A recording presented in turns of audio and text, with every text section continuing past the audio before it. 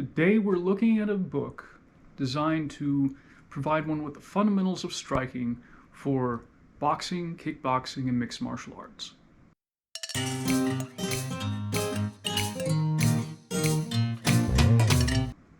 Hi guys, my name is Joe and welcome to Fighting Words, the martial arts library. On this channel I review martial arts books and talk about other martial arts related subjects. The subject of today's review is Elementary Striking. The author is Jack Slack. It was published in 2012. Concerning the author, Mr. Slack, that is a pseudonym. Don't know what his real name is. He has been a fight analyst for various websites, things like bloodyelbow.com, for instance. He's got his own podcast. His martial arts background began with karate. He has invested a lot in boxing, and based on his more recent podcasts, it sounds like he's getting more and more into grappling as well. The book itself was originally released only on PDF. I don't know if you can find a copy these days. I was lucky to get mine pretty much as soon as it came out. The book is divided into 3 sections. There's fundamentals, which are the basic physical techniques. There is a section called intangibles, which more or less comes down to tricks that you can use in order to land your strikes better. And finally, there's a section on strategy, which is pretty much what it sounds like. We begin with the fundamental stance, as well as 2 on-guard positions. The first of which he refers to as the upright guard, which is a guard designed to have sort of a 50-50 weight distribution. He suggests that this is better for using and defending against kicks. He also demonstrates the Blackburn crouch, which was the stance that Joe Louis used. It's an on-guard position where your weight is sort of shifted to your rear hip. You are crouched over. This moves your head further away from the opponent's rear hand, assuming you're in a match lead. This is clearly better for a boxing-only situation. Following that, we get a pretty extensive footwork section. This includes shuffling, which he doesn't actually show any illustrations of, lateral movement, which is side to side, sidestepping, which is not moving side to side, but stepping around, bursting, which is used to cover a lot of distance quickly, and also stance shifting. Again, this came out in 2012. Stance shifting had been used particularly in boxing's early days and throughout Muay Thai, but it hadn't really been mainstream in modern boxing. It was sort of coming into its own in mixed martial arts at this time. His defensive section includes parries and covers against straight and hook punches, and he also includes checks against kicks. He will note that the first line of defense is really using footwork to stay in a good position relative to your opponent. After that, we get into the offensive tools. I actually found this to be overly simplistic. He shows straight and hook punches, as well as roundhouse kicks, push kicks, and the front snap kick. Again, in this section, things that are missing would be knee and elbow strikes. I was surprised that there was no uppercut. I was also surprised that the front snap kick was included, while more common kicks, for instance, the spinning or turning side/back kick, wasn't. But I'm not the author.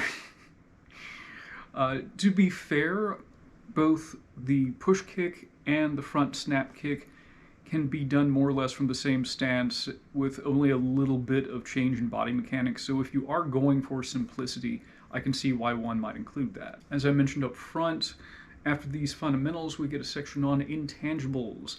And again, this is largely about creating opportunities to utilize your strikes in order to land them better. In this section, he covers things like feinting in one direction so you can attack in another direction. He talks about chambering the kick, so your opponent might think that it's a front kick coming at them and they'll adjust their defense accordingly, and you turn it into a round kick by popping over your hip. He also covers things like hand traps. In other words, knocking your opponent's guard out of the way to, again, create an opportunity to land a strike. After that, we get into the strategies section. And this starts off with probably the most fundamental sports striking strategy, which is learning how to establish one's jab.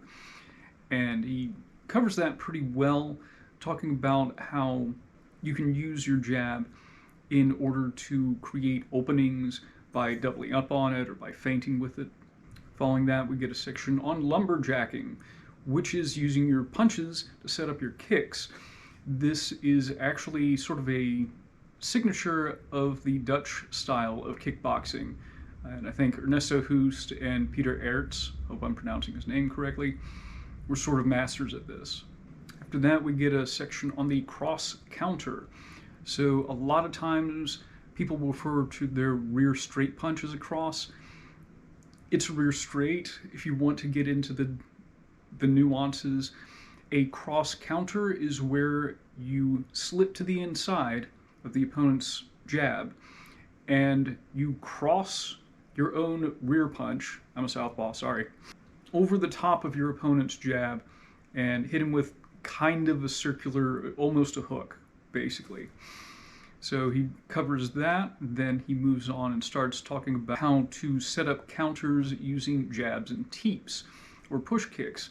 These are long-range, relatively non-committal strikes, and if you have a particularly aggressive opponent, being pushed away or kept at a distance may cause them to rush in with overextended punches, which will give one an opportunity to land one's own strikes. We then get into a section on the clinch.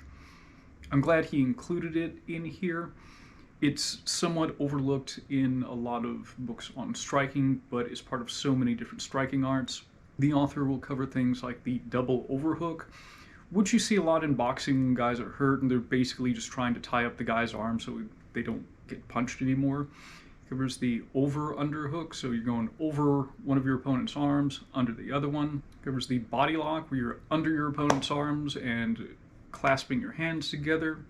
It also covers the collar tie, which is grabbing the back of your opponent's neck, as well as biceps control, which is sort of what it sounds like. You've got your hands resting on your opponent's biceps. Again, this is pretty good to prevent him from punching you because you can sort of feel where he's going to throw and you can redirect. In a few cases, he's showing a few different ways about how to crash into these clinch situations and establish your clinch versus your opponent's strikes. He will show a few striking options, mostly in the form of knee strikes. And around this section, he will also address a strategy called punch and clutch, which is basically falling forward with what is usually a rear punch. As you strike your opponent, you move through and you tie them up. This was a strategy, I would say, used best by Fedor Emelianenko in his third fight against Antonio Rodrigo Nogueira. Floyd Mayweather also famously made use of this, which was frustrating for a lot of people to watch. I think it was genius. He turned into the only guy who was allowed to hit in a hitting contest. And then toward the end of the book, we get a section on angles. And in this section, he's talking about how to use footwork to set up different strikes. Sometimes this will include mid-combination, throwing one strike, changing one's angle relative to one's opponent, and then continuing on with the combination.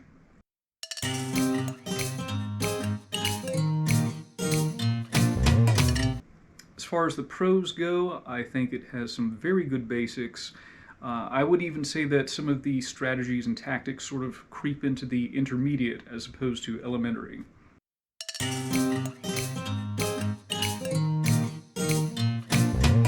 As far as the cons, as I mentioned, the offensive and defensive sections could have been more extensive. I mean, this is sort of a minor gripe. You can do a lot with the tools that he gives you. I also would have preferred some more clinch striking options. He didn't really extensively go into that. He's like, you're in a clinch, knee the guy. And to be fair, even untrained people will sort of do that instinctively, but there are more and less efficient ways to knee someone in the clinch, and I think he could have gone into more detail about that.